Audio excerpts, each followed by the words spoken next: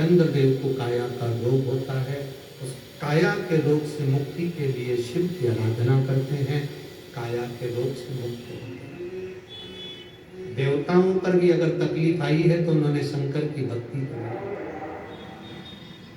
राम जी लंका पर चढ़ाई करने से पहले शिव की भक्ति करते हैं, भगवान कृष्ण भी शिव की भक्ति करते हैं, शंकर की भक्ति बिना कोई देव नहीं रहा।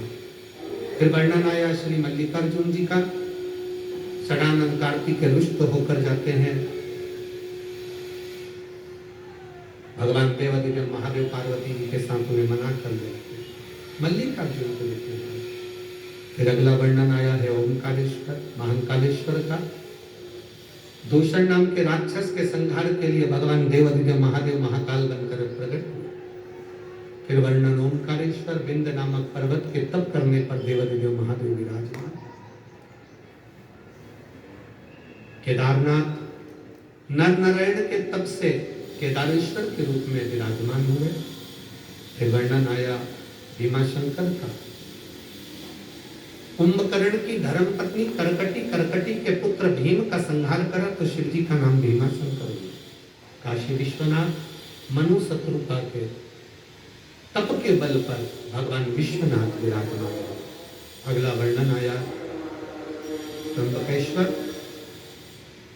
गौतम बाबा पर गौ हत्या का दोष लगा, उस दोष से मुक्त होने के लिए माता इलिया ने शिव भगवान ब्रह्मदेव भगवान नारायण की आराधना करी।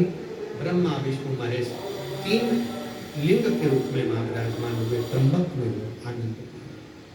अगला वर्णन श्री वैद्यनाथ जी, रावण भगवान शिव को लेकर जा रहे थे, शिवलिंग के भार को जानकर भूमि पर रख दिया, उसे उठा नहीं, बाबा वैद्यनाथ के रूप में विराजमान हो गए।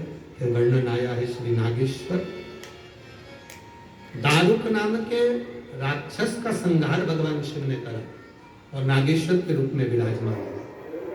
फिर वर्णन आया है श्री रामेश्वरम, मेरे राम जी महाराज लंका पर चढ़ाई करने से पहले शिवलिंग की स्थापना करते हैं और शिव की पूजन कर लंका पर चढ़ाई करते हैं, वो रामेश्वर के रूप में विराजमान होते हैं। अगला वर्णन है श्री कृष्णेश्वर, सुधर्म नाम के ब्राह्मण की दो धर्म पत्नियां थी, सुदेहा और भूष्मा।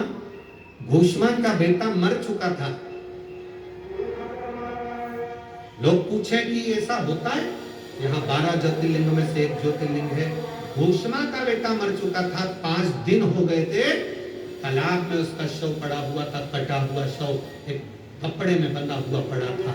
भूष्मा ने पार्थिव शिवलिंग की पूजन कर विसर्जन करते हुए मन में सोचा, मेरे बेटे का मुझे दर्शन नहीं हुआ बाबा, मरा हुआ बेटा 5 दिन पहले जो मरा था वो जिंदा लौट कर वापस आया, वो कृष्णेश्वर महादेव।